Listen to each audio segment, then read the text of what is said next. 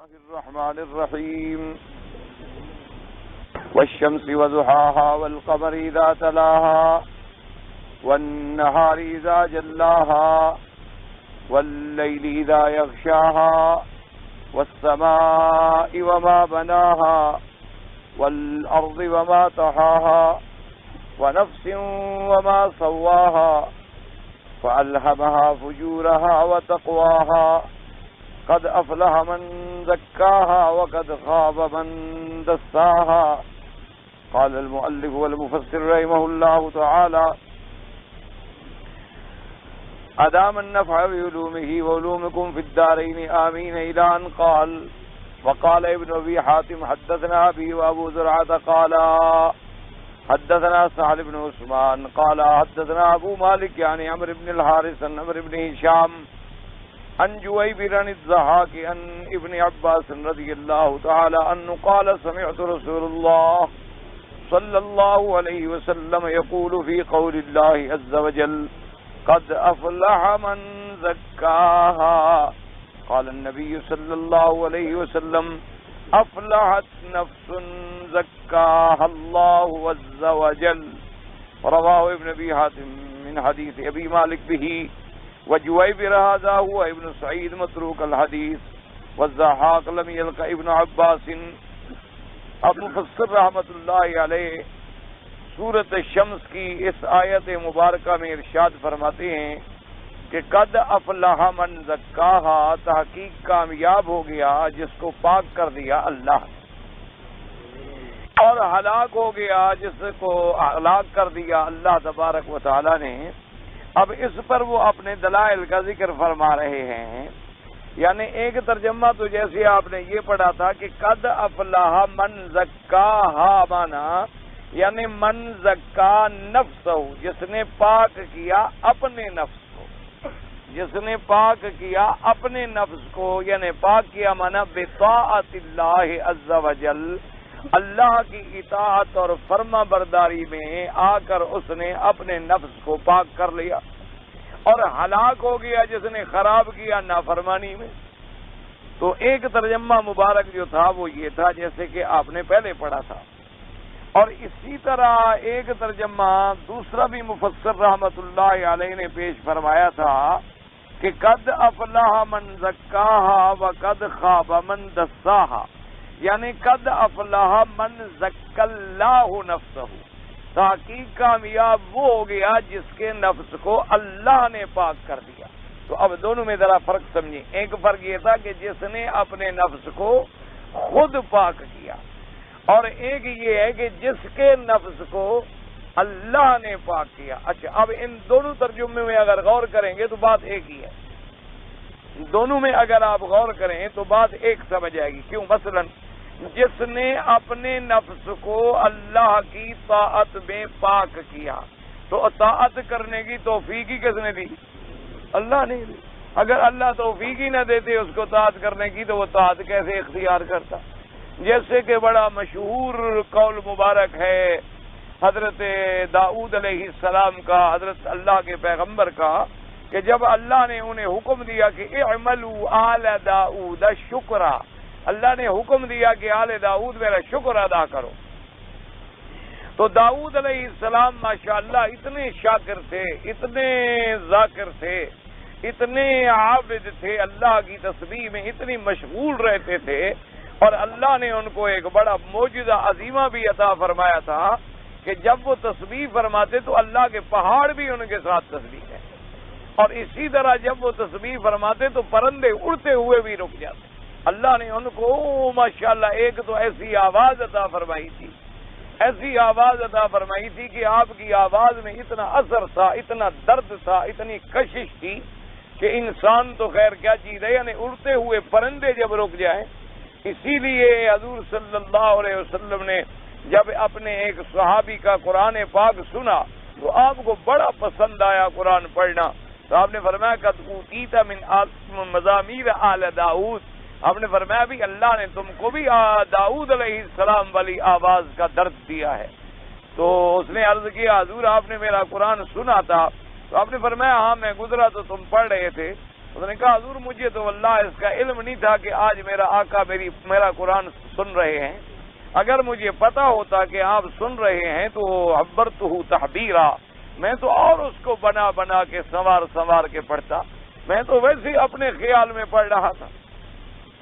تو بہرحال آپ کے آواز مبارک میں ایک خصوصی اللہ تبارک و تعالی نے درد اور ایک اثر عطا فرمایا تھا۔ تو اب آپ نے اپنی زندگی میں ایک ایسا انتظام کر دیا تھا کہ اپنے خاندان میں پورے 24 گھنٹے جو تھے تقسیم کر دی حضرت داؤد علیہ السلام۔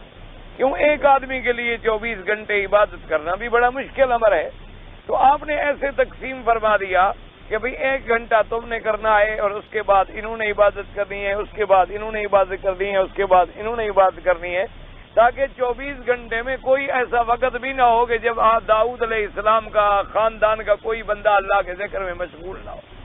اور اس کے بعد جب اتنی کثرت سے ذکر کیا تو ایک دن اپنے اللہ کے درگاہ میں عرض کیا کہ یا اللہ، آپ نے جو مجھے حکم دیا ہے کہ میرا شکر ادا کرو، تو وتوفیق الشکر منک یا اللہ، اور یہ شکر کی توفیق جو ہے یہ بھی تو آپ دیتے ہیں تو کوئی شکر کرتا ہے، تو پھر میں کیسے شکر ادا کروں؟ کس نعمت کا میں شکر ادا کروں؟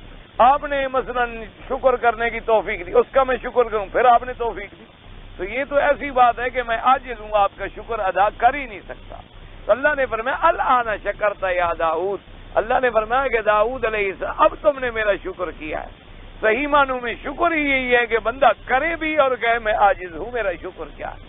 اسی طرح تمام انبیاء علیہم الصلوات والتسلیم، اللہ ان کے قبور پہ کروڑوں رحمتیں اور صلاۃ و سلام نازل فرمائے۔ آپ نے دیکھا ہے کہ حضرت اسماعیل اور سیدنا ابراہیم علیہ السلام نے جب اللہ کا کعبہ بنا دیا تو بنانے کے بعد کیا کہا کہ ربنا تقبل، یا اللہ ہم نے آپ کے حکم کی تعمیل کر دی ہے، قبول فرمائے۔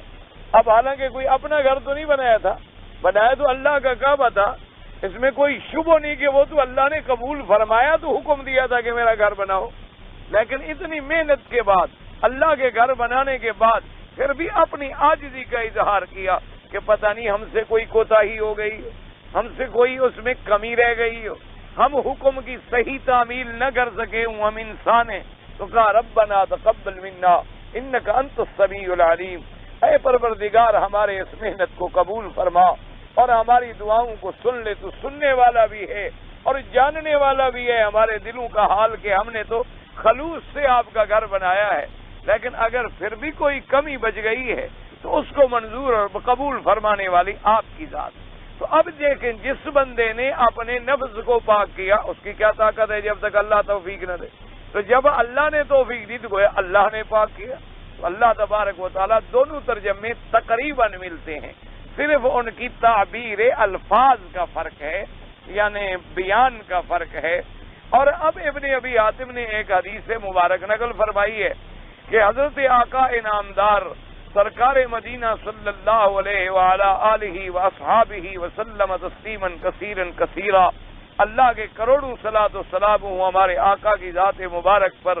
تو آپ نے بھی فرمایا یہ آیت مبارک پڑھ کے کہ قد افلح من زکاہا وقد خاب من دساہا، فرمایا قد افلح وہ کامیاب ہو گئی ذات جس کے نفس کو اللہ نے پاک کر دیا۔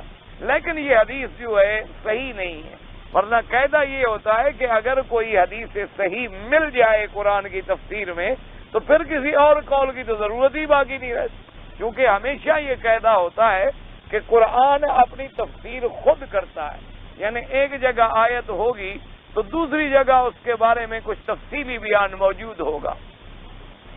یا قرآن کی تفسیر فرمائیں گے کون؟ حضرت محمد الرسول اللہ صلی اللہ علیہ وعلی آلہ واصحابہ وسلم تسلیما کثیرا کثیرا۔ تو اگر صحیح حدیث میں کچھ حضور کا فرمان مل جائے تو بس بات ختم ہوگی، اس کے بعد تو پھر کسی قول کا کوئی سوال ہی پیدا نہیں ہوتا۔ لیکن مشکل وہاں ہوتی ہے کہ جب کوئی صحیح حدیث مبارک نہ ملے اور ایک لفظ کے مفہوم جو ہیں وہ بھی زیادہ متعین ہو سکتے ہوں۔ اسی لیے جب سیدنا علی رضی اللہ تعالی عنہ کے زمانے میں خوارج کے ساتھ مناظرے کا موقع آ گیا، خوارج کے ساتھ مناظرے کا مسئلہ بن گیا، تو حضرت سیدنا علی رضی اللہ تعالی عنہ نے حضرت ابن عباس رضی اللہ تعالیٰ عنہ کو اپنی طرف سے مناظر مقرر فرمایا اور ساتھ یہ ہدایت بھی کی کہ ابن عباس اللہ کے قرآن کے بجائے تم احادیث رسول سے زیادہ دلائل پیش کرنا. اس کی وجہ یہ ہے کہ قرآن تو ایک جامع اور معنی کلام ہے اور قرآن کے ایک لفظ مبارک سے کئی مفہوم ادا ہو سکتے ہیں، لیکن جب تم اللہ کے نبی کی حدیث سے ان کو تیر مارو گے تو پھر وہ مقابلہ نہیں کر سکیں، کیونکہ جب تفسیر آ جائے گی حضور کے فرمان سے تو بات پھر ختم ہو جاتی ہے، کسی کو آگے بولنے کی طاقت ہی نہیں ہوتی. کہ صاحب قرآن جس پہ اللہ نے قرآن نازل فرمایا، جس کو اللہ نے قرآن خود پڑھایا، جس کا ترجمہ بھی اللہ نے خود بتلایا، تو جب حضور بتلا دیں تو بات اسی لیے مثلا اس کی ایک چھوٹی سی مثال ہے تاکہ طلباء کے ذہن میں بات جو ہے اللہ کرے جم جائے اور بیٹھ جائے. جیسے قرآن میں مثلا آیت ہے کہ ما کان محمد ابا احد من رجالکم ولکن رسول اللہ وخاتم النبیین. اب قرآن کے لفظ ہیں وخاتم النبیین کہ اللہ تبارک و تعالی نے حضور صلی اللہ علیہ وسلم کو کسی لڑکے کا باپ نہیں بنایا اور آپ کی کوئی اولاد نرینہ جو تھی وہ زندہ نہ بچی، لیکن اس لیے کہ اللہ کی حکمتیں تھیں کہ اللہ نے آپ کو خاتم النبیین بنانا. اب لفظ آ گیا خاتم کا، تو اب جو فرقہ ہے ضالہ کافر فرقہ ہے قادیانیوں کا، وہ یہ آیت پڑھتے ہیں لیکن وہ اس کا ترجمہ یہ لیتی ہیں کہ خاتم النبیین اللہ نے حضور کو بنایا ہے. وہ فرماتے ہیں کہ خاتم کا معنی یہ نہیں ہے کہ نبوت ختم ہو گئی. وہ کہتے ہیں نہیں جی نہیں، نبوت تو بڑی اللہ کی رحمت ہوتی ہے، نبوت کیوں ختم ہو جائے، بلکہ خاتم النبیین کا معنی یہ ہے کہ حضور جو ہے خاتم ہیں، یعنی اپنی ختم سے اپنی مہر سے نبوت نبی بنانے والے ہیں. یعنی حضور جس کو نبی بنانا چاہیں اپنی مہر سے آگے نبی بنا دیں. تو انہوں نے لفظ خاتم کا ایک ترجمہ، چونکہ خاتم بمانے ختم بھی آتا ہے اور خاتم بمانے انگوٹھی بھی آتا ہے، مہر بھی آتا ہے، تو اللہ کے قرآن کے اندر ایک لفظ میں چونکہ دو معنی نکلتے تھے تو اپنے اس کافرانہ عقیدے کو ثابت کرنے کے لیے لوگوں کو دھوکہ دیا. اچھا، اب اگر جو مسلمان ہے جس کو اللہ نے اسلام نصیب کیا وہ کہے گا بھی خاتم النبیین کا ترجمہ خود حضور سے پوچھ لیتے ہیں. اگر حضور نے فرمایا ہے مہر تو ہمارا ایمان ہے، ہم مہر والا لے لیں گے، لیکن حضور نے فرما دیا کہ انا خاتم النبیین لا نبی بعدی ولا رسول بعدی ولا کتاب بعد کتابی ولا شریعت بعد شریعتی. تو اب سمجھ آ گیا کہ یہاں خاتم کا معنی ہے نبوت ختم ہو گئی، یہاں مہر کا معنی نہیں. کہ حضور نے فرمایا میں خاتم النبیین ہوں، اور خاتم النبیین کا معنی کیا کہ میرے بعد کوئی نبی نہیں ہوگا، میرے بعد کوئی رسول نہیں ہوگا، میرے بعد کوئی کتاب نہیں اترے گی، میری شریعت کے بعد کوئی شریعت نہیں ہوگی. تو اس لیے حضور صلی اللہ، اب جب حدیث نے ایک تفسیر معین کر دی تو اب کسی دجال کو اس میں ہیرا پھیری کرنے کی طاقت ہی نہیں ہوتی. کرے گا تو کافر بنے گا، کرے گا تو اپنے آپ کو اسلام کے حدود سے باہر نکال دے گا. لیکن ایک جگہ ایسی ہوتی ہے کہ لفظ کئی معنی میں محتمل ہے اور ہمیں کوئی قول مبارک پاک پیغمبر سے بھی نہیں ملا، تو صحابہ نے اپنے تفسیری اقوال میں جو باتیں سمجھائی ہیں وہ پھر زیادہ اعلیٰ اولا ہے، کیونکہ صحابہ نے قرآن کس سے پڑھا تھا؟ محمد الرسول اللہ صلی اللہ علیہ وآلہ آلہ واصحابہ وسلم تسلیما کثیرا کثیرا. تو اب جو بات انہوں نے سمجھی ہوگی، ہم 1400 سال بعد تو ٹھیک سوال نہیں پیدا ہوتا. یہی وجہ ہوتی ہے نا کہ بھی اب فقہ میں مثلا ہم کوئی مسئلہ دیکھتے ہیں، ابھی امام ابو حنیفہ رحمۃ اللہ علیہ اس میں کیا فرماتے ہیں، ابھی امام شافعی رحمۃ اللہ علیہ کیا فرماتے ہیں، امام احمد بن حنبل رحمۃ اللہ علیہ کیا فرماتے ہیں، امام مالک رحمۃ اللہ علیہ کیا فرماتے ہیں. اس کی وجہ کیا ہے؟ وجہ یہی ہوتی ہے کہ بھی ان کا زمانہ جو ہے وہ اقرب ہے الی زمان رسول اللہ صلی اللہ علیہ وسلم، حضور کے زمانے کے قریب ان کا زمانہ، اور پھر وہ زمانہ خیر کا زمانہ، وہ زمانہ علم کا زمانہ ہے، وہ زمانہ دیانت امانت کا زمانہ ہے، وہ زمانہ تقوی پرہیزگاری کا زمانہ ہے. جوں جوں ہم حضور سے دور ہوتے گئے ثم یفشل الکذب، حضور نے فرمایا پھر جھوٹ پھیل پڑے گا، لوگوں کے اندر دیانت امانت ختم ہو جائے گی. تو اس لیے علماء اپنی قول کی اپنے فکر سے ان کی فکر کو ترجیح دیتے ہیں کہ انہوں نے جو بات سمجھی ہے وہ ہم سے زیادہ بہتر سمجھی، کیونکہ ان کا تقرب، ان کا زبانے کا قرب ہونا، یہی وجہ ہے الحمدللہ کہ پورے عالم میں اللہ نے جو ان 4 ائمہ کو مقام بخشا ہے کوئی 5واں آدمی نہیں آ سکا. یعنی آپ اندازہ فرمائیں کہ اللہ نے کتنا بڑا مقام عطا فرمایا کہ آج 1400 سال گزر گئے ہیں، لیکن جو مرتبہ اللہ نے اس ائمہ اربعہ کو عطا فرما دیا پھر کوئی 5واں آدمی میدان میں آ ہی نہیں سکا. خدا کی شان. اب حالانکہ دیکھیں امام بخاری رحمۃ اللہ علیہ کتنا بڑا آدمی ہے، اللہ اس کی قبر پہ کروڑوں رحمتیں فرمائے. اللہ تبارک و تعالی ان کے درجات کو اور بلند فرمائے کہ جن کی زندگی خدمت حدیث پاک میں گزر گئی. اتنا بڑا جلیل القدر آدمی، لیکن کوئی فقہی مسئلہ آ جائے تو ان کے جو سب سے زیادہ عزیز ترین شاگرد ہیں امام ترمذی رحمۃ اللہ علیہ، انہوں نے بھی اپنی کتابوں میں امام صاحب سے کوئی فقہی مسئلہ نہیں لیا.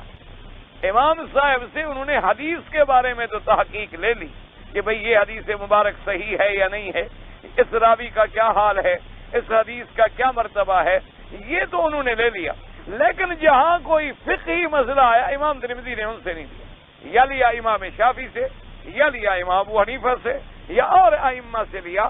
اس سے انہوں نے اشارہ کیا کہ میرے استاد کا حدیث میں بہت بڑا پایا مرتبہ ہے، لیکن فقہ میں ان کو وہ مقام نہیں ملا جو باقی ائمہ کو ملا.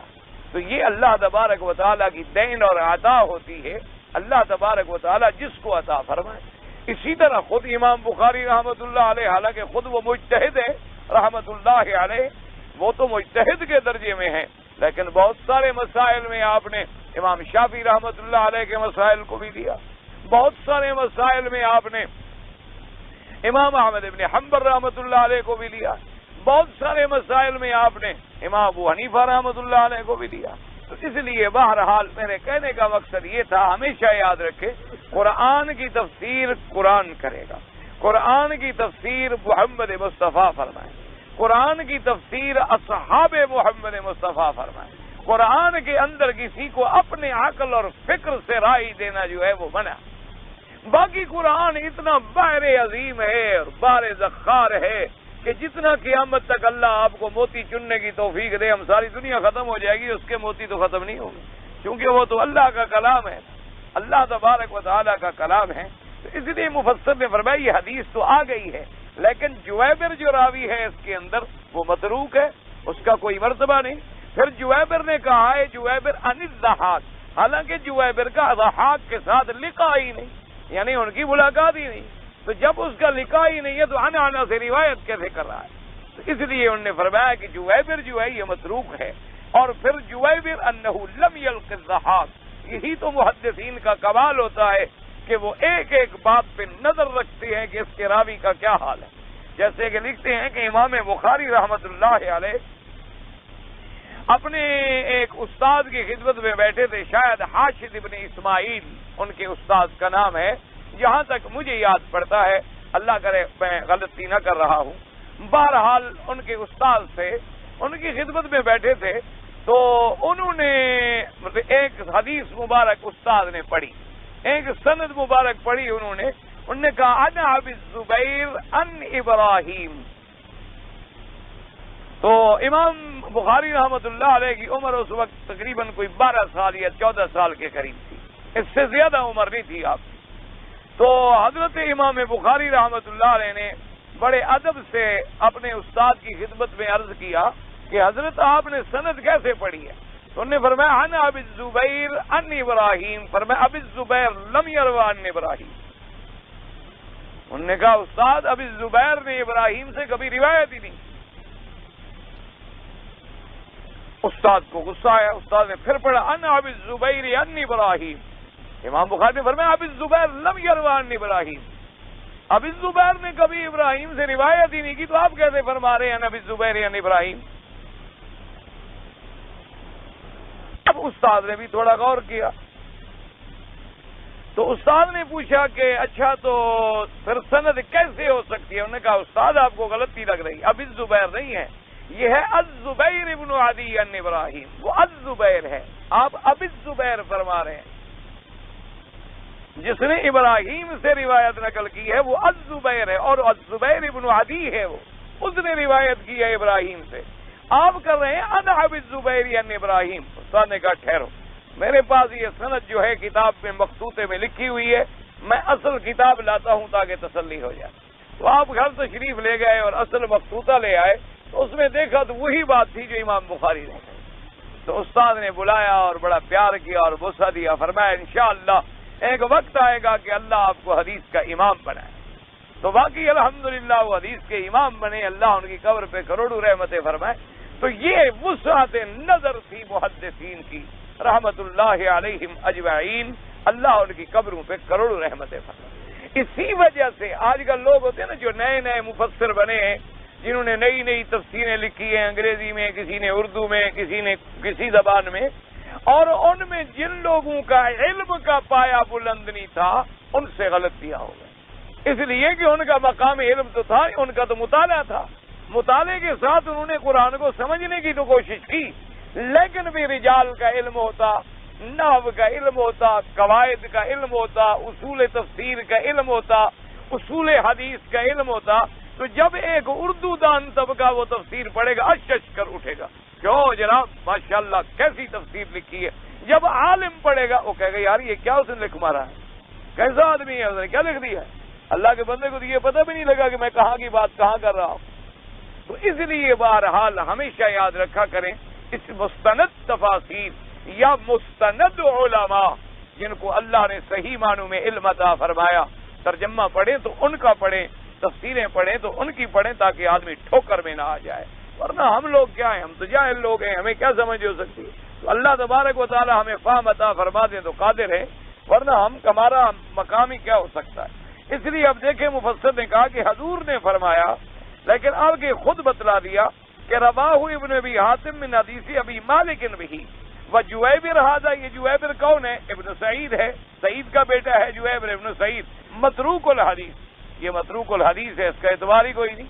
والضحاک لم یلقى ابن عباس، اور ابن عباس جو کہہ رہے ہیں الضحاک آئے ہیں نا ان جویبر ان الضحاک ان ابن عباس، تو ضحاک تو ابن عباس کو ملا ہی نہیں، تو جب ملا نہیں تو ان کے ساتھ روایت کیسے کر رہا ہے؟ اس لیے مفسر یہی کمال ہوتا ہے، کیونکہ ابن کثیر جو ہیں اللہ ان کی قبر پہ رحمت کرے، یہ محدث بھی ہیں، مفسر بھی ہیں، مؤرخ بھی ہیں، یعنی اللہ نے ان کو بڑا مرتبہ بخشا، یعنی بیک وقت آپ محدث بھی ہیں، مفسر بھی ہیں اور مؤرخ بھی ہیں، تاریخ میں بھی بڑا ان کا مقام ہے، تاریخ میں بھی ان کی بڑی کتابیں ہیں ماشاءاللہ۔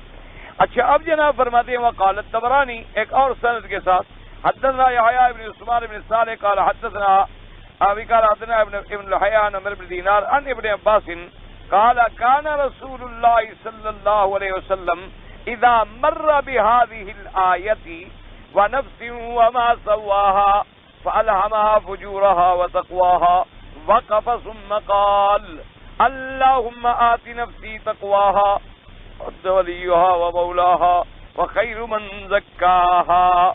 اب جناب حضرت طبرانی نے اس روایت عمرو بن دینار عن ابن عباس، گو اس میں بھی روایت کے اندر ابن لہیہ موجود ہے، لیکن یہ روایت جو ہے فضیلت میں آ رہی ہے، تفسیر میں نہیں آ رہی، یہ فضیلت بیان ہو رہی ہے کہ حضور جب یہ آیت مبارک پڑھتے تھے فَأَلْهَمَهَا فُجُورَهَا وَتَقْوَاهَا، تو حضور یہ دعا مانگتے تھے اللہ سے اللہم آت نفسی تقواها، یا اللہ میرے نفس کو تقوی اور پرہیزگاری عطا فرما، انت ولیھا و مولاھا، یا اللہ میرے نفس کا ولی بھی تو ہے، مالک بھی تو ہے، ناصر بھی تو ہے، وخیر من زکاھا، اور سب سے زیادہ پاک کرنے والا اور بہتر پاکیزگی عطا فرمانے والی بھی تیری ذات ہے۔ حضور یہ دعا مانگا کرتے تھے۔ تو بہرحال یہ میرے آقا کی عادت مبارک تھی کہ جب قرآن پاک میں کوئی آیت رحمت کی آ جاتی تو حضور رحمت طلب فرماتے، اور اگر کوئی آیت عذاب کی آ جاتی تو حضور اللہ کے عذاب سے پناہ مانگتے۔ لیکن یہ مسئلہ سمجھ لیں، یعنی عام تلاوت میں، ایک تلاوت ہے نماز میں، تو نماز کی تلاوت کے اندر جو ہے ایسی دعائیں حضور صلی اللہ علیہ وسلم سے منقول نہیں ہیں۔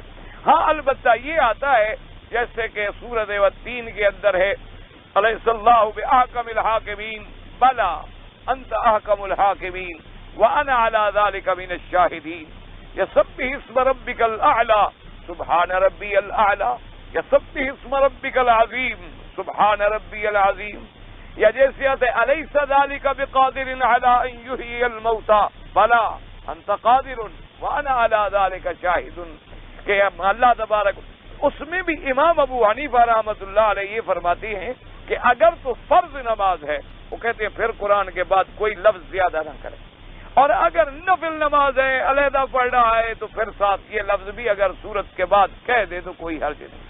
اصل وجہ کیا ہے کہ مقصود ائمہ کا کیا ہوتا ہے کہ بھی اگر فرض نمازوں میں بھی ہم نے یہ لفظ پڑھائے تو کوئی ایسا نہ ہو کہ آنے والے اللہ کے قرآن میں اس لفظ کو زیادہ سمجھے، وہ سمجھیں کہ شاید یہ بھی قرآن کی آیت ہے، کیونکہ جیسے آپ نے دیکھا نہیں ہے ابھی ماشاءاللہ کئی ہمارے بھائی طواف کرتے ہیں نا، تو وہ طواف کی دعاؤں میں لکھا ہوتا ہے الشوط الاول یا الشوط الثانی یا الشوط الثالث یا الشوط الرابع، تو وہ سمجھتے ہیں یہ بھی دعا ہے، اس کو بھی اسی طرح وہ کہہ رہے ہوتے ہیں جیسے دعا کہہ رہے ہیں، حالانکہ مطلب یہ ہوتا ہے کہ بھی پہلا چکر ختم ہو گیا، اب ہم دوسرا چکر شروع کر رہے ہیں۔ الشوط الثانی کا معنی یہ ہوتا ہے، الشوط الثالث کا معنی یہ ہے کہ اب تیسرے چکر میں ہم جا رہے ہیں۔ وہ سمجھتے ہیں کہ الشوط الثالث کا لفظ جیسے یہ بھی کوئی دعا ہے، یہ بھی دعا، اسی طرح اس کو بھی پڑھ رہے ہوتے ہیں زور زور سے الشوط الثالث، اس کے پڑھنے کی کیا ضرورت ہے اللہ کے بندے؟ وہ تو صرف تمہیں یہ بتانا تھا کہ تمہارا دوسرا چکر ہے یا تیسرا ہے یا چوتھا ہے یا پانچواں ہے، اب یہ کہنا ہر چکر کہ میرا پہلا چکر، یہ کون سا کوئی عقل ہے؟ تو اس لیے وہ چونکہ کتاب میں لکھا ہوا ہے اس کو بھی وہ ملا دیتے۔ تو اگر خدا نہ خاصہ حالانکہ یہ لفظ تو تھے اقرار کے کہ ہم اقرار کریں کہ اللہ اس پہ قادر نہیں ہے کہ مردے کو زندہ کر دے، بالکل اللہ آپ قادر ہیں، ہم نے تو اقرار کیا کہ یا اللہ آپ قادر ہیں، ہمارا ایمان ہے، لیکن آنے والا کوئی قرآن میں اضافہ کر دے، اللہ تبارک و تعالی معاف فرما دے، اللہ تبارک و تعالی بچائے۔ تو اس لیے احتیاط کسی بھی تھی، انہوں نے فرمایا جب کوئی نفل نماز میں پڑھے تو اس کی اپنی عبادت ہے، دوسرے تو نہیں سن رہے نا، دوسروں پر تو اس کا کوئی اثر نہیں ہو رہا، آپ نفل پڑھیں تو اپنی علیحدہ پڑھیں، آپ نفل پڑھیں تو اپنی نماز پڑھیں، آپ کو تو پتہ ہے کہ میں کیا پڑھ رہا ہوں۔ اس لیے حضرت فرماتے تھے کہ اگر نفل نماز ہو، کیونکہ بہرحال یعنی ایک طالب العلم کی حیثیت سے ہم تو خیر صحیح معنوں میں ابھی طالب بھی نہیں بنے، جو کم علمی ہماری ہے اس کے پیش نظر یہ ہم نے ضرور دیکھا ہے کہ امام صاحب نے جو بھی مسئلہ لیا ہے اتنا احتیاط سے لیا ہے مسئلہ کہ انشاءاللہ ثم انشاءاللہ آدمی ہر قسم کے خطرات سے بچ جاتا ہے، محفوظ ہو جاتا ہے، اتنی جامع معنی اور احتیاط سے مسئلہ لیتی ہے۔ لیکن آج کل تو مشکل ہو گئی ہے کہ ہمیں اللہ پاک رحمت فرمائے نہ ائمہ کا ادب رہا، نہ ائمہ محدثین سے محبت رہی، نہ ائمہ مجتہدین سے پیار رہا، اور لوگوں نے آپس میں ایک جھگڑے اور فتنے بنا لیے، اور پھر جب چاہا جیسے چاہا جو جی چاہا جس کا قول اچھا لگا اس کو لے لیا، جہاں فائدہ نظر آیا، اور جہاں فائدہ نظر نہ آیا اس کو چھوڑ دیا۔ تو یہ ہوائے نفس غالب آ جاتی ہے۔ اللہ تبارک و تعالی ہوائے نفس سے ہمیں بچائے، اللہ تبارک و تعالی ہوائے نفس سے جو ہے ہمیں محفوظ فرمائے۔ جیسے ایک مسئلہ مشہور ہے نا کہ ایک مولوی نے وضو کیا تو اس کے وضو کرنے کے بعد کچھ منہ سے یا پتہ نہیں دانتوں سے، کتابوں میں پڑھی ہوئی بات ہے، دیکھا تو نہیں تھا، خون آ گیا، تو ایسے جو ہاتھ لگایا تو کچھ خون نظر بھی آیا، تو طالب جو ساتھ کھڑے تھے انہوں نے کہا استاد آپ وضو کر رہے ہیں، خون آ گیا ہے آپ کے دانتوں سے؟ اس نے کہا کہ نہیں، امام شافعی رحمۃ اللہ علیہ کے نزدیک خون آ جائے تو وضو نہیں ٹوٹتا۔ اچھا اب جناب اتفاق سے ایسا ہوا کہ دوسرے دن جو وضو کیا تو بیوی سے کہا کہ مجھے کپڑا دو یا پگڑی دو یا لاٹھی دو، تو اس کو ہاتھ لگ گیا، تو اب انہوں نے کہا کہ حضرت عورت کے ہاتھ لگنے سے تو پھر امام شافعی کے نزدیک وضو ٹوٹ جاتا ہے، تو انہوں نے کہا جی امام ابو حنیفہ کے نزدیک نہیں ٹوٹتا، ان کے نزدیک۔ اب نتیجہ کیا نکلا کہ دونوں کے نزدیک نماز نہ ہوئی، ایک کے نزدیک خون سے ٹوٹ گیا، ایک کے نزدیک عورت کے ہاتھ لگانے سے ٹوٹ گیا، نماز تو دونوں کے نزدیک نہ رہی نا۔ ایک آدمی کی وجہ سے یعنی ایک قول میں خون نکلا تو وضو ٹوٹ گیا، تو ایک میں ہاتھ لگا تو وضو ٹوٹ گیا، تو دونوں کے نماز تو دونوں کے نزدیک نہ ہوئی۔ فائدہ کیا ہوا دونوں طرف جانے کا؟ فائدہ یہی ہوا کہ دو کشتیوں پہ پاؤں رکھے تو ڈوب گیا۔ تو اس لیے اللہ تبارک و تعالیٰ میں فرمائے یہ نہیں ہے، پھر خواہش ہوتی ہے، پھر آدمی ڈھونڈتا رہتا ہے کہ اچھا بھی 2-3 بال کٹانے ہیں تو چلو امام شافعی کا قول لے لو۔ جیسے ہر آدمی آتا ہے نا، یہ اب کون جناب سر پہ اس طرح پھروائے اور بال کٹوائے، حجام ڈھونڈے، پھر اس کو 5 ریال ادا کرے، اس سے بڑا آسان مسئلہ ایک کینچی رکھ لی اور 2-3 بال خود کاٹ دیے، ساتھی کو کہا یار ادھر سے 2 بال کاٹ دو، بس عمرہ ہو گیا۔ یہ نعوذ باللہ یہ پھر ہوائے نفس ہے، یعنی آدمی اپنے نفس کی اتباع کر رہا ہے کہ جس میں مجھے شوق اور فائدہ ہو رہا ہے میں وہی بات لے رہا ہوں۔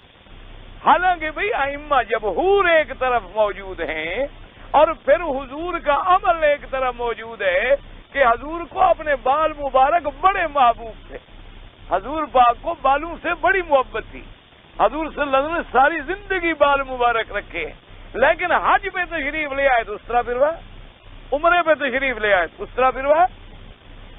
تو ایک طرف حضور کا عمل بھی موجود ہے اور وہ تو صرف ایک علمی بحث تھی۔ امام شافعی رحمۃ اللہ علیہ سے جب پوچھا گیا کہ بھی اگر آدمی نے 2-3 بال کاٹے ہوں تو پھر میں احرام سے نکل جائے گا، اس لیے کہ لفظ تقصیر تو آ گیا ہے نا، لفظ محلقین رؤوسکم ومقصرین، تو بہرحال لفظ تقصیر چونکہ آ گیا، بہرحال 3-4 کٹے، قصر تو آ گئی نا، لفظ قصر آ گیا تو گویا وہ احرام سے نکل گیا۔ جیسے کہ ان کے نزدیک ہے وامسحوا برؤوسکم کہ اگر 3 بالوں کو بھی ہاتھ لگ جائے تو وہ کہتے ہیں مسح ہو گیا سر کا، وہ کہتے ہیں کہ جی مسح تو ہو گیا، مسح کرتے ہیں نا سر کا، تو 3 بالوں کو بھی ہاتھ ایسے لگ گیا وہ کہتے ہیں ہو گیا۔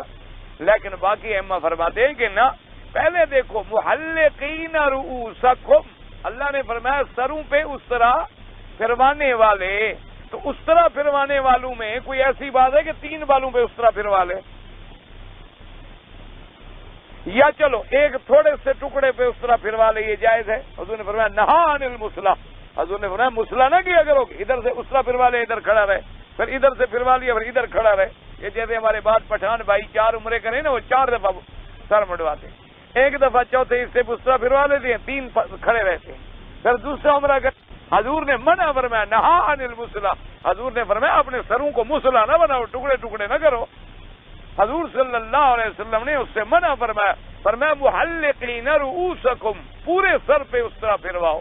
اچھا پھر دیکھیں حضور نے فرمایا اللہم اغفر للمحلقین، حضور نے دعا مانگی کہ اللہ اس طرح پھروانے والوں کی مغفرت فرما۔ صحابی نے کہا حضور جنہوں نے بال کٹوائے ہیں ان کے لیے بھی تو دعا کریں، آپ نے فرمایا اللہم اغفر للمحلقین، اللہ ان کی بخشش فرما جنہوں نے اس طرح پھروایا ہو۔ صحابی نے کہا حضور بال کٹوانے والوں کے لیے بھی دعا کریں، آپ نے فرمایا اللہم اغفر للمحلقین، اللہ ان کی مغفرت فرما جنہوں نے اس طرح پھروایا ہو۔ صحابی نے کہا حضور بال کٹوانے والوں کے لیے بھی دعا مانگ، فرمایا وللمقصر، اچھا اللہ ان کو بھی معاف کر۔ تو اب 3 دفعہ حضور کی دعا، پھر حضور کا اپنا عمل مبارک، اپنا سر پہ اس طرح پھروانا، اور پھر مسح میں تو گزارا ہو جائے گا کہ وامسحوا برؤوسکم، وہاں با تو ہے، یہاں محلقین رؤوسکم میں تو با بھی نہیں ہے کہ ہم کوئی بعضیت کا معنی لے لیں، کوئی جز کا معنی لے لیں، یہاں تو لفظ ہے محلقین رؤوسکم ومقصرین لا تخافون۔ اب ائمہ ثلاثہ یعنی امام ابو حنیفہ، امام مالک، امام احمد بن حنبل، جمیع محدثین سب اس طرف ہیں کہ سب سے پہلے اس طرح پھروائے، اگر بال کٹوائے تو پھر سارے سر کے بال کٹوائے، یہ نہیں ہے کہ 1 یا 2 یا 3 4 بال کٹوا دے۔ اس لیے ہمیشہ یاد رکھیں تو اللہ تبارک و تعالیٰ رحمت کرے۔ اب بال کٹانے میں ہمیں فائدہ نظر آیا تو ہم ادھر بھاگ گئے، کسی اور معاملے میں کہیں اور فائدہ نظر آیا تو ادھر بھاگ گئے، تو گویا ہم اپنے پیچھے چل رہے ہیں، ان کی بات تو ہم نہیں مان رہے۔ اللہ تبارک و تعالیٰ آپ کو بھی اور مجھے بھی صحیح معنوں میں اتباع کتاب و سنت کی اور صحابہ رضوان اللہ علیہم اجمعین کے دامن سے مضبوط رہنے کی توفیق عطا فرمائے۔ اگر ان کا دامن ہمارے ہاتھ سے چھوٹ گیا تو پھر ایمان گیا، پھر ایمان سلامت نہیں رہ سکتا۔ صحابہ سے جو نہ جڑا وہ ایمان سے کٹ گیا، اور جو صحابہ سے جڑ گیا وہی ایمان میں پکا ہو گیا۔ یہ ہمیشہ کی بات ہے، اور اصول اس کی وجہ ہے نا بھائی، سیدھی سی بات ہے، جو آدمی حج پڑھے وہ اس آدمی سے زیادہ سمجھدار ہے نا جس نے مکہ مدینہ نہ دیکھا ہو۔ ایک موٹی عقل کی بات ہے بھئی، اب آپ آ گئے، آپ نے کعبہ شریف دیکھ لیا، مینا دیکھ لیا، عرفات دیکھ لی، مزدلفہ دیکھ لیا، مدینہ پاک دیکھ لیا، آپ نے حجر اسود دیکھ لیا، مقام ابراہیم دیکھ لیا، صفا مروہ دیکھ لی۔ ایک آدمی کو وہاں ساری زندگی کتابیں پڑھاتے رہو، دیکھنے والا زیادہ جانتا ہے۔ اصولی بات ہے، جو پریکٹیکل طور پہ کرے گا اس کا اور پڑھنے والے کا آسمان اور زمین کا فرق ہوگا۔ ایک آدمی کو ساری زندگی آپ ڈاکٹری پڑھاتے جائیں، لیکن اس نے اگر کبھی آپریشن کیا ہی نہیں، اس نے کبھی آپریٹ ہی نہیں کیا، اس نے کبھی آپریشن تھیٹر میں قدم ہی نہیں رکھا، تو پڑھنے سے تو بات نہیں بنتی ہے نا۔ اس لیے ہمیشہ تو اب صحابہ کا وہ مقام ہے کہ جب قرآن اترا تو صحابہ تو ساتھ بیٹھے ہیں. جب قرآن اترا ہے تو اللہ کے نبی کے پاس جو موجود ہیں وہ کون ہیں؟ صحابہ ہیں. سب سے پہلے جس واقعے میں قرآن اترا اس واقعے کے گواہ کون ہیں؟ اصحاب رسول اللہ ہے. تو اگر صحابہ سے دامن جڑے گا تو ایمان سے دامن جڑے گا. اگر صحابہ سے دامن کٹے گا آدمی ایمان سے کٹ جائے. کیونکہ صحابہ ہی ایمان کا نمونہ ہے، صحابہ ہی ایمان کا ماڈل ہے، صحابہ ہی ایمان کے لیے ایک وجہ امتیاز ہے، نقطہ امتیاز ہے. تو حضور ہمیشہ یہ دعا فرماتے کہ اللہم آت نفسی تقواہا. بڑی مبارک دعا ہے اور بڑی جامع دعا ہے. اگر اللہ کسی کو توفیق دے تو حضور کی دعائیں یاد کر لیں. بھائی بڑا مجھے تو حقیقت ہے بڑا افسوس لگتا ہے، سمجھ نہیں آتا کہ ہمیں کیا ہو گیا ہے. کوئی پیر وظیفہ بتا دے نا جی، آدمی مر جائے پیر والا وظیفہ نہیں چھوڑتا. کوئی پیر وظیفہ بتا دے نا جی، اور وہ چاہے غلط ملت بھی ہو، وہ چاہے غلط ملت بھی ہو، ادھر ادھر کا بھی انتر منتر جنتر قسم کا بھی کیوں نہ ہو، تو اس کو تو جی لگا ہوتا ہے نا جی میرے پیر کا وظیفہ ہے اور میرے پیر کا. اور جو وظیفے بتلائے ہیں محمد الرسول اللہ نے صلی اللہ علیہ وسلم، ان کی طرف آدمی کو دھیان ہی نہ ہو، خیال ہی نہ ہو، یاد ہی نہ کرے. مجھے سمجھ نہیں آئی کہ یہ کیسی محبت. بھائی ساری دنیا کے پیر اگر پیر ہیں تو پیر تب بنیں گے جب غلام بنیں گے محمد مصطفیٰ. ایک اصولی سی بات. ہمارا مرشد تب بنے گا جب وہ غلام بنے گا محمد الرسول اللہ. تو جب اصل سردار کوئی بات بتلا دے تو اس بات سے بڑی کسی کی بات ہو سکتی ہے. اس لیے حضور کی دعائیں یاد کریں. اللہم آت نفسی تقواہا 3 لفظوں میں دعا ہے اور کتنی جامع ہے. اللہم آت نفسی تقواہا انت ولیہا و مولاہا وخیر من زکاہا.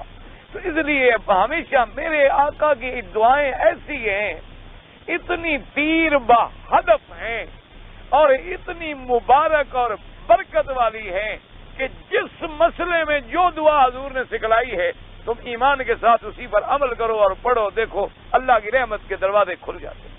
لیکن شرط یہ ہے کہ حضور سے محبت ہو، حضور کے ساتھ تعلق ہو، حضور پاک کے ساتھ دلی مناسبت ہو، حضور کی دعاؤں کے ساتھ قلبی شغف ہو اور دل کو یقین ہو کہ جو حضور نے بتلا دیا بات ہی ختم ہو گئی، ہمارے لیے وہی کافی ہے. تو اب فرماتے ہیں حدیث سنا کر قال ابن ابی حاتم حدثنا ابو زرع قال حدثنا یعقوب بن عبید المدنی قال حدثنا عبد الله بن عبد الله الاموی قال حدثنا معن بن محمد الغفاری عن حنظلة بن علی الاسلمی عن ابی هریرہ رضی اللہ تعالی عنہ قال قال سمعت رسول اللہ صلی اللہ علیہ وسلم يقرأ فألهمها فجورها وتقواها قال اللهم آت نفسي تقواها وزكها أنت خير من زكاها أنت وليها ومولاها. یہ لفظوں میں تھوڑا سا تقدیم تاخیر ہوتی ہے، بات بالکل وہی ہے، دعا مبارک وہی ہے. اور اکثر حضور صلی اللہ علیہ وسلم یہ دعا مبارک فرماتے، اور خاص طور پہ جب قرآن پاک کی اس آیت مبارک پہ پہنچتے تو حضور یہ دعا مانگتے. اس لیے ہر پڑھے لکھے آدمی کا یہ ضروری ہے کہ جب اللہ قرآن کی تلاوت نصیب کرے اور اللہ تبارک و تعالیٰ ترجمے کی دولت بھی نصیب کرے تو جہاں دیکھیں کہ رحمت کی آیتیں آئی ہیں تو دعا مانگ اللہ ہم پہ رحمت فرما. اگر وہ عربی دعا نہ بھی آئے اپنی زبان میں کہہ دو کہ یا اللہ ہم پہ اپنی رحمتیں فرما. اور جہاں کوئی عذاب کا ذکر آئے کہ قوم فرعون پہ عذاب آیا، قوم عاد، اللہ ہمیں عذاب سے پناہ عطا فرما. جیسے کوئی مثلا جہنم کا ذکر آئے اللہ عذاب جہنم سے پناہ عطا فرما. کہیں قبر کا واقعہ آیا اللہ عذاب قبر سے پناہ عطا فرما. تو آدمی کا قاعدہ یہ ہے کہ آیات رحمت پہ رحمت طلب کرے اور آیات عذاب سے اللہ کے عذاب سے پناہ مانگے. لیکن یہ باتیں تب ہوں گی جب ہم قرآن کو پورے تدبر سے، تفکر سے، غور سے اللہ کے قرآن میں غور کریں گے، فکر کریں گے اور قرآن کو سمجھیں گے اور پڑھیں گے. ایک ہوتا ہے پہلے تو قرآن اللہ رحمت کرے ہمارے یہاں تقریباً اللہ معاف فرمائے 100 میں سے میرا جو اندازہ ہے 80% لوگ تو قرآن ہی غلط پڑھتے، 20% ہوں گے جو صحیح پڑھتے، اور 20% میں میرا اندازہ ہے کہ ترجمہ تو شاید 5% کو بھی نہیں آتا ہوگا. تو ہمارے ہاں تو کوئی ذوق نہیں رہا نا، اللہ کے قرآن سے تعلق نہیں رہا. بس ہم نے یہ سمجھا ہے کہ ایک برکت والی کتاب ہے ہمارے گھر میں رکھی رہے بس، یا کبھی کوئی قسم اٹھانی ہوگی تو قرآن پہ ہاتھ رکھ لیں گے، یا کبھی کوئی مر جائے گا تو قرآن شریف اوپر پھرائیں گے اور نیچے مردے کو فائدہ ہو جائے گا. زندگی میں فائدہ نہیں پہنچایا، نہ زندگی میں اس نے کبھی قرآن کو ہاتھ لگایا. اب جب شریف آدمی مر گیا تو اب قرآن لے آئے گا. اور بعض لوگ تو ایسے جاہل ہیں قرآن ساتھ دفن کر دیتے. انا للہ و انا الیہ راجعون. اور بعض لوگوں کو ہم نے یہ دیکھا اتنی بری رسمیں ہیں کہ ایسے کپڑا پکڑ لیتے ہیں جی، ایسے آدمی کپڑا پکڑ کے کھڑے ہو جاتے ہیں، پورا راستہ بنا لیتے ہیں نا گزرنے کا، تو کپڑے پکڑ کے ایسے کھڑے ہو جائیں، اس کے اوپر قرآن شریف رکھ دیں گے اور نیچے سے اس کو گزاریں گے دولہا کو دلہن کہ قرآن کی برکت ہو رہی ہے. اور اوپر سے قرآن لعنت کر رہا ہے کہ انہوں نے مجھے کبھی پڑھا تو ہے نہیں. جو قرآن ان کے اوپر اٹھایا ہوا ہے وہ اللہ کا قرآن لعنت بھیج رہا ہوتا ہے کہ انہوں نے کبھی مجھے پڑھا ہی نہیں، کبھی مجھ پر عمل ہی نہیں کیا، تو آج میں ان کی حفاظت کے لیے آ گیا ہوں. تو یہ ہمارے یہاں بدعات ہیں، رسمیں. اور بعض لوگ علاقوں میں ہمارے ایک اور رسم ہے، وہ قرآن تو نہیں رکھتے لیکن ایک کچی اینٹ لے لیتی ہیں. کچی اینٹ ہوتی ہے نا، یہ اینٹیں پکی ہوتی ہیں، کچی ہوتی ہے مٹی کی، اس کے اوپر پتہ نہیں کیا لکھتے ہیں، اللہ بچائے ہم نے دیکھا نہیں کبھی. سنا ہے کہ قرآن کی کوئی آیت لکھتے ہیں یا کلمہ شریف لکھتے ہیں، وہ مردے کے سینے پہ رکھ کے دفن کر دیتے. اور بعض لوگ مہربانی کرتے ہیں کہ چلو مردہ ہے بیچارہ اور اینٹوں کا بوجھ نہ اٹھائے، وہ اوپر والی کافی ہیں جو قبر میں رکھیں گے، تو وہ یہ کرتے ہیں کہ کفن پہ لکھ دیتے ہیں قلم کے ساتھ یا سیاہی کے ساتھ کفن پہ اوپر لا الہ الا اللہ محمد الرسول اللہ. یہ تمام بدعات ہیں، ان کا دین سے کوئی تعلق نہیں. ہمیشہ بات یاد دیکھو، ایک موٹی مثال سمجھ لو، اگر رام چندر مر جائے، ہم اس کی قبر پہ کلمہ شریف لکھ دیں سونے سے، تو مسلمان ہو جائے گا؟ نہیں، ایک موٹی عقل کی بات ہے، کامن سینس کی بات ہے. مثلا ایک رام چندر مر گیا، کوئی جسونت سنگھ مر گیا، کوئی یہودی مر گیا، کوئی نصرانی مر گیا، کوئی مجوسی کافر مر گیا. مرنے کے بعد ہم نے ایک سنگ مرمر بنایا بڑا سا، اوپر جناب سارا قرآن لکھ کے قبر پہ لگا دیا، وہ بخشا جائے گا؟ کیوں؟ آپ کہیں گے جی وہ کافر ہے، کافر کو قرآن کیا فائدہ پہنچائے گا؟ تو جب قرآن پر ایمان ہی نہ ہو، قرآن پر عمل ہی نہ ہو، تو بعد میں لکھنے سے کیا فائدہ پہنچائے گا؟ قرآن تو فائدہ پہنچاتا ہے کہ تم زندگی میں پڑھو، قرآن فائدہ پہنچاتا ہے کہ تم زندگی میں اس پر عمل کرو، اس کے حکم پر چلو، اور جن چیزوں سے اللہ کا قرآن منع کرے ان سے رک جاؤ.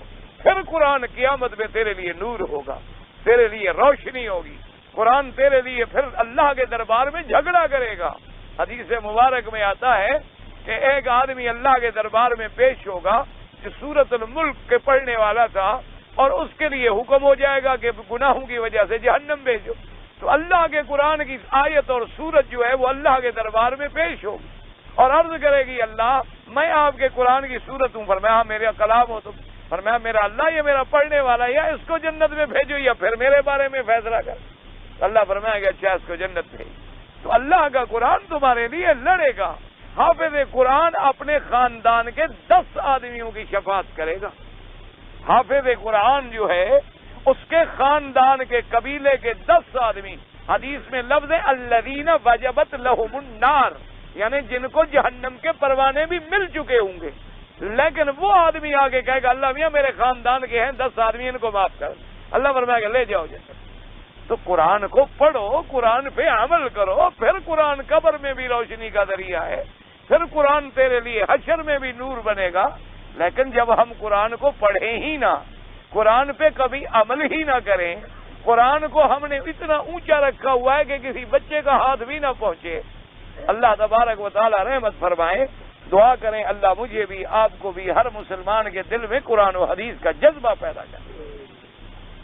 اب فرماتے ہیں نبی خرجوا من هذا الوجه، یعنی اس سند کے ساتھ باقی حضرات نے اس روایت کو نہیں نکالا ہے، صرف ابن ابی حاتم نے نقل فرمایا. وقال الامام محمد حدثنا وكيع النافع عن ابن عمر عن سالم بن سعيد عائشة رضي الله تعالى عنها انها فقدت النبي صلى الله عليه وسلم من مسجده فلمست بيدها وقد عليه وهو ساجد وهو يقول رب اعط نفسي تقواها وزكها انت خير من زكاها انت وليها ومولاها تفرد به. امام احمد رحمت اللہ علیہ نے ایک دوسری سند کے ساتھ ایک روایت فرمائی ہے حدیث مبارک، اور یہ روایت جو ہے بی بی عائشہ سے ہے.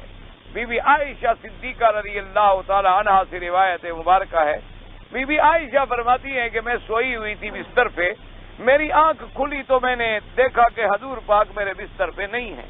تو بی بی صاحبہ نے اسی نیند کے عالم میں چونکہ اندھیرا تھا حضور کے گھر میں کوئی بجلی یا کم کمے تو تھے نہیں، نہ کوئی نائٹ قسم کی لائٹ جلتی تھی رات کو ہلکی سی، وہاں تو لائٹ کا کوئی سوال ہی پیدا نہیں ہوتا تھا، یہ تو بہت بات کی چیزیں ہیں۔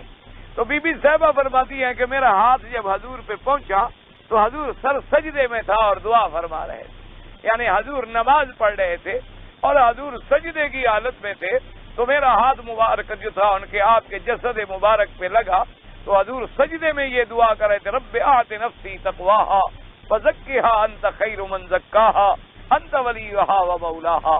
حضور صلی اللہ علیہ وسلم چونکہ آپ سجدے مبارک میں حضور نے فرمایا کہ انسان جب سجدے میں ہوتا ہے تو اپنے اللہ کے قریب ہوتا ہے۔ کیا مانا کہ انسان کی پستی اور ذلت کی انتہا ہے نا کہ آدمی اپنے چہرے کو مٹی میں اللہ کے لیے ملا دیتا ہے۔ اللہ کے لیے عاجزی کی انتہا ہو جاتی ہے کہ جب انسان اپنی پیشانی کو جو اس کا سب سے اعلیٰ وجود کا حصہ ہے اس کو مٹی میں ڈال دیتا ہے اور دعا کرتا ہے تو وہ دعائیں زیادہ منظور ہوتی ہیں۔ اور یاد رکھیں حضور اکثر سجدے میں یہ دعا مانگتے تھے، رب انی مغلوب فانتصر، اور اسی طرح اللہم یا مقلب القلوب والابصار ثبت قلبی علی دینک، اللہم اعنی علی ذکرک و شکرک و حسن عبادتک، اللہم انی اسألک العفو والعافیہ، اللہم انک عفو تحب العفو فاعف عنی۔ تو یہ دعائیں جو تھی حضور کثرت سے سجدے میں مانگتے تھے۔ حدیث آخر قال الامام احمد حدثنا عفان قال حدثنا عبد الواحد بن زیاد قال حدثنا عاصم الاحول عن عبد الله بن الحارث عن زید بن ارقم قال كان رسول الله صلى الله عليه وسلم يقول اللهم اني اعوذ بك من العجز والكسل والحرم والجبن والبخل وعذاب القبر، اللهم آت نفسي تقواها وزكها انت خير من زكاها انت وليها ومولاها، اللهم اني اعوذ بك من قلب لا يخشع ومن نفس لا تشبع وعلم لا ينفع ودعوة لا يستجاب لها۔ زید بن ارقم فرماتے ہیں کہ میرے آقا حضور یہ دعا مبارک بڑی مانگتے تھے، اللہم انی اعوذ بک من العجز والکسل، یا اللہ ہمیں عاجز نہ بنا، یا اللہ ہمیں ایسا کسلان نہ کر کے تیری عبادت بھی نہ کر سکے، والحرم، اور اتنا بڑھاپا جو بالکل لاچار کر دے، والجبن، بخل، اور جبن مانا کمزوری، ضعف، بزدلی، جبن کہتے ہیں بزدلی، اور بخل سے پناہ مانگتے، عذاب قبر سے پناہ مانگتے، اور پھر یہ دعا فرماتے اللہم آت نفسی تقواہا، یا اللہ ہمارے ذات کو تقوی عطا فرما، اور آپ اس کو بہتر پاک فرمانے والے ہیں، آپ ہی اس کے ولی اور مولا ہیں۔ اللہم انی اعوذ بک من قلب لا یخشع، یا اللہ میں ایسے دل سے پناہ مانگتا ہوں جو تجھ سے ڈرنے والا نہ ہو، وعن نفس لا تشبع، اور ایسے نفس سے پناہ مانگتا ہوں جو بھرنے والا نہ ہو کہ جتنا ملے اور ڈالو اور ڈالو اور ڈالو، کیا کنات کرتا ہی نہیں۔ اور فرمایا وعلم لا ينفع، اور ایسے علم سے بھی پناہ مانگتا ہوں جو لوگوں کو نفع نہ پہنچائے، کہ علم تو ہے لیکن گھر میں رکھا ہوا ہے، جیسے کوئی آدمی خوشبو کی عطر کی شیشی لے لے اور بند کر کے رکھ دے تو کیا فائدہ ہوگا، اسی طرح علم بھی جب تک پھیلے نہ اس کا کیا فائدہ ہوگا۔ فرمایا وعلم لا ينفع ودعوة لا يستجاب لها، میرا اللہ میں ایسی دعا سے بھی پناہ مانگتا ہوں جو منظور نہ ہو، کیوں منظور تو تب نہیں ہوگی نا جو حکم کے خلاف ہوگی، ورنہ تو اس کی رحمت کے خزانے خالی تھوڑی ہیں کہ وہ منظور نہ فرمائے۔ ہماری دعائیں تو تب منظور نہیں ہوتی کہ شریعت کے مطابق نہیں ہوتی، تب منظور نہیں ہوتی کہ ہماری زبانیں پاک نہیں ہوتی، تب منظور نہیں ہوتی کہ اندر ہمارے عقل حلال نہیں ہوتا، تب منظور نہیں ہوتی کہ ہماری زبانیں صدق کے مقال کی عادی نہیں ہوتی۔ قال زید قال رسول اللہ صلی اللہ علیہ وسلم يعلمناهن ونحن نعلمكوهن، ان نے فرمایا کہ اے میرے ساتھیو یہ دعائیں حضور نے ہمیں سکھائی، ہم تمہیں سکھا رہے ہیں، اس لیے حضور کی دعائیں یاد کرو جتنی اللہ توفیق دے۔ رواہ مسلم من حدیث ابی معاویہ عن عاصم الاحول عن عبد الله بن الحارث وابي عثمان النهدي عن زید بن ارقم به، اللہ تبارک و تعالی آپ کو بھی اور مجھے بھی حدیث کی دعائیں جو ہیں یاد فرمائیں۔ یہ میں نے کل عرض کر دیا تھا کہ جو حضرت ابو الدرداء کی حدیث مبارک ہے کہ حضور صلی اللہ علیہ وسلم پر درود پہنچایا جاتا ہے، بالکل صحیح حدیث ہے، میں نے کل ہی بتلا دیا تھا کہ ایک آدمی نے پوچھا جی کہ اگر والدین کی طرف سے میں عمرہ کروں تو ہوگا؟ بالکل ہوگا، اور کہتا ہے کہ ان سے پوچھنے کی بھی ضرورت ہے؟ نہیں، والدین سے پوچھنے کی کوئی ضرورت نہیں ہے۔ والدین ایک طریقہ یاد رکھو سب سے پہلی بات تو یہ ہے اس مسئلے میں والدین کی طرف سے آپ حج بھی کر سکتے ہیں، عمرہ بھی کر سکتے ہیں، یا تو والدین نے وصیت کی ہے اور والدین زندہ ہیں، عاجز ہیں، نہیں آ سکتے، آپ کو کہا کر لیں، کوئی شبہ ہی نہیں، یا فوت ہو گئے، وصیت کر گئے اور پیسے بھی چھوڑ گئے، اور اگر پیسے نہیں چھوڑ گئے فرما گئے، بعض علماء نے فرمایا اگر اولاد اپنے پیسے سے بھی تبرعاً کر دے تو ہو سکتا، کہ جیسے کہ ایک حدیث مبارک میں آتا ہے، ایک بی بی نے آقا سے سوال کیا، کہا حضور میرے اماں جو ہے وہ حج نہیں کر سکتی ہیں، بڑی ضعیف ہیں، اونٹنی پہ نہیں بیٹھ سکتی، بوڑھی ہو گئی ہیں، اس زمانے میں اونٹوں کا سفر تھا، تو میں ان کی طرف سے حج ادا کروں؟ آپ نے فرمایا ہاں بالکل ادا کروں۔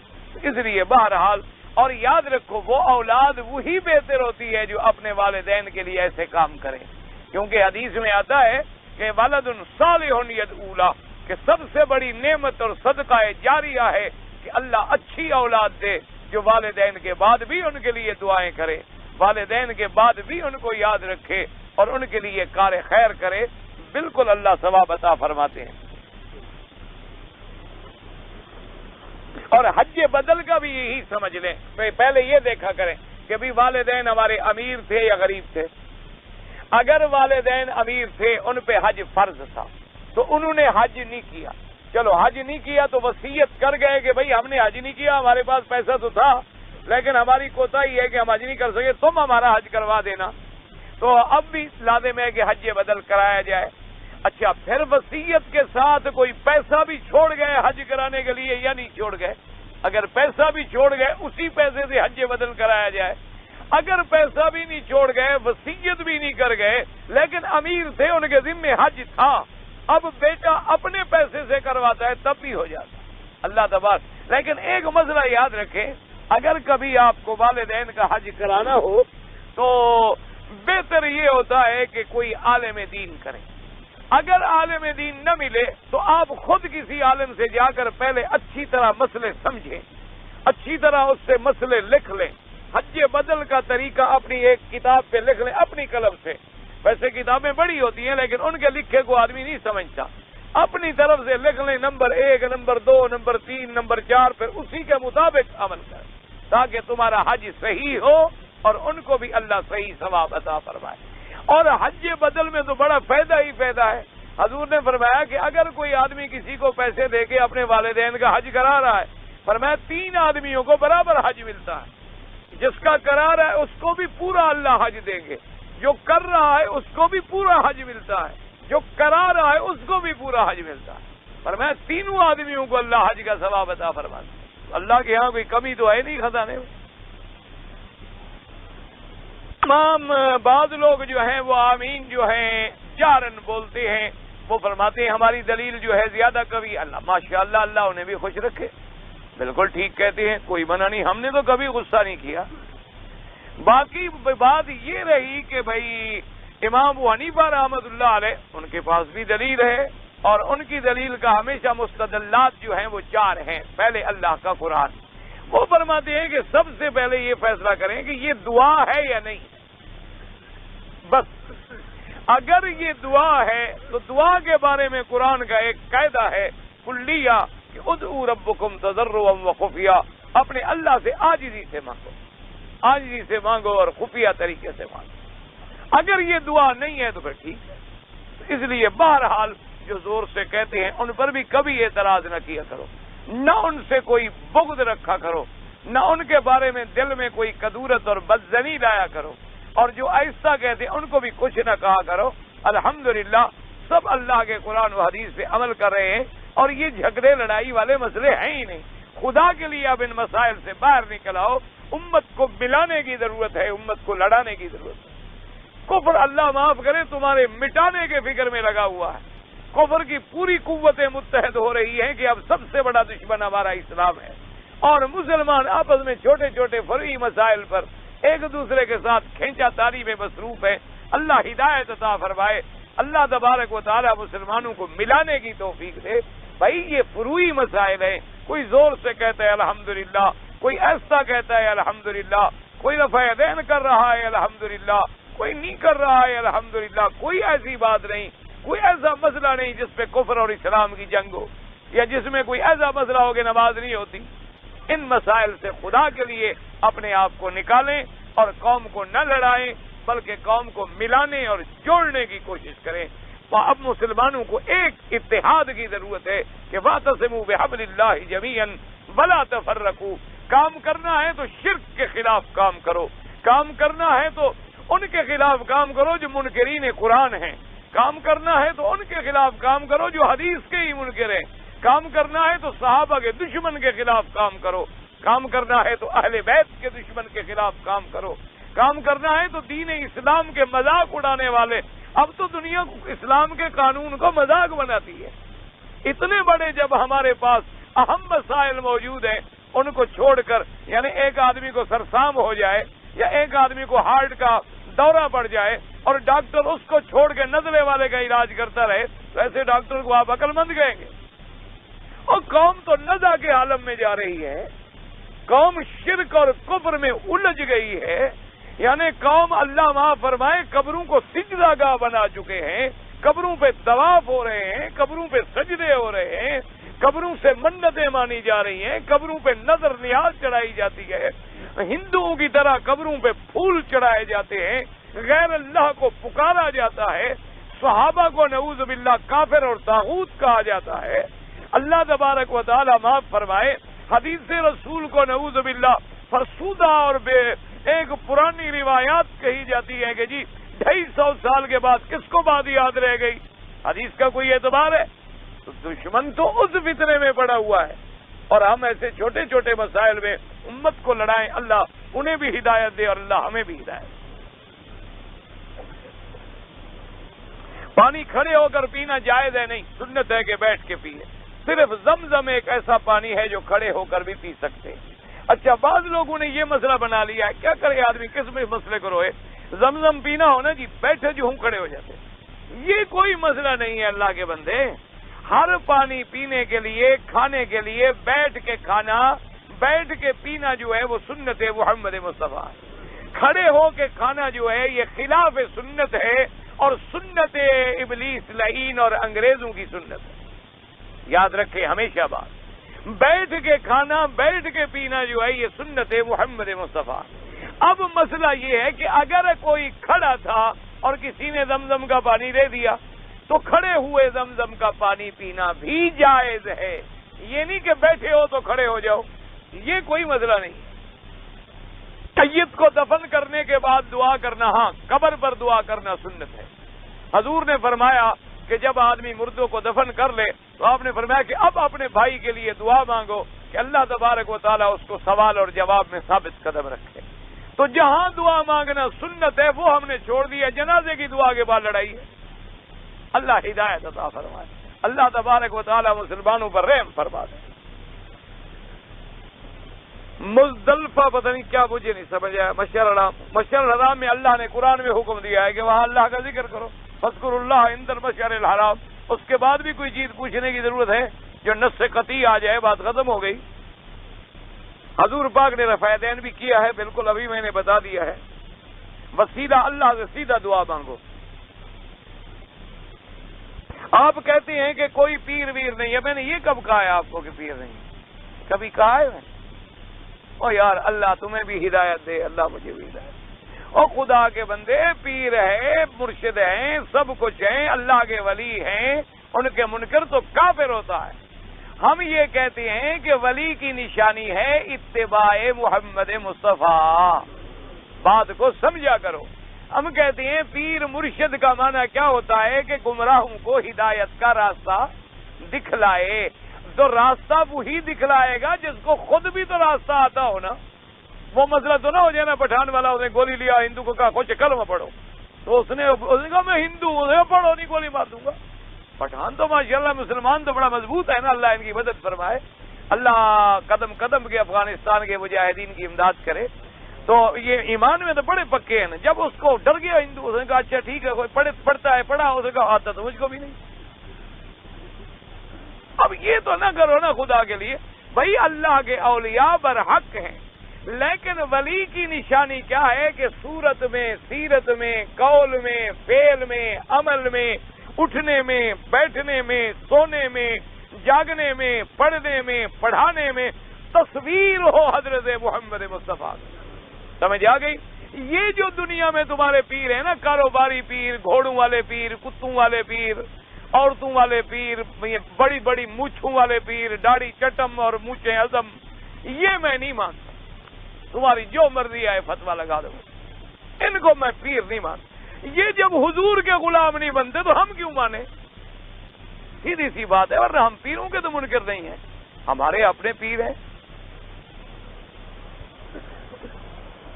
اگر پہلا طواف مثلا میں نے ختم کر لیا، دوسرا طواف کرنا ہے تو پہلے ملتزم پر جا کر دعا مانگوں پھر شروع؟ کوئی ملتزم پر دعا مانگنا ضروری نہیں، دعا تو دعا ہے، چاہے تم 10 طواف کرو دعا نہ مانگو، نفلیں پڑھو چلے جاؤ گھر۔ دعا مانگنا تو بھائی مستحب معاملہ ہے، اللہ توفیق دے تو سارا دن مانگتے رہو، نہ توفیق ملے تو نہ مانگو۔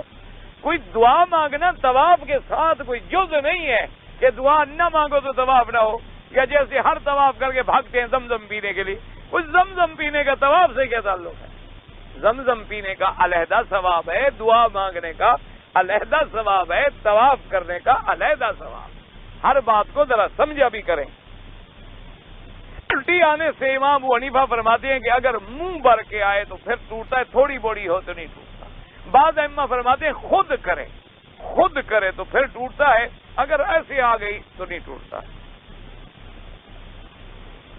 میں حنفی آدمی ہوں لیکن مجھے وطر میں ہاتھ اٹھا کر دعا مانگنا پسند ہے، پھر حنفی تو نہ رہے۔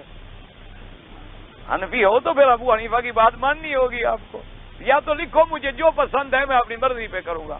تو ویسے حدیثوں میں ہاتھ اٹھا کے بھی دعا مانگنا وطر میں ثابت ہے، اور بغیر ہاتھ اٹھائے بھی دعا ثابت ہے۔ کوئی بات، کوئی جھگڑے والا تو مسئلہ ہی نہیں۔ میں تو جھگڑے والا بھی مولوی ہوں نہیں، میرے نزدیک تو یہ سارے ٹھیک ٹھاک ہیں، اللہ ان سب کی منظور فرمائے۔ میں تو صرف اس کا مخالف ہوں جو باہر کھڑا رہتا ہے، بدبخت نماز پڑھتا ہی نہیں۔ اللہم صلی علی سیدنا محمد وعلی آل سیدنا محمد وبارک وسلم۔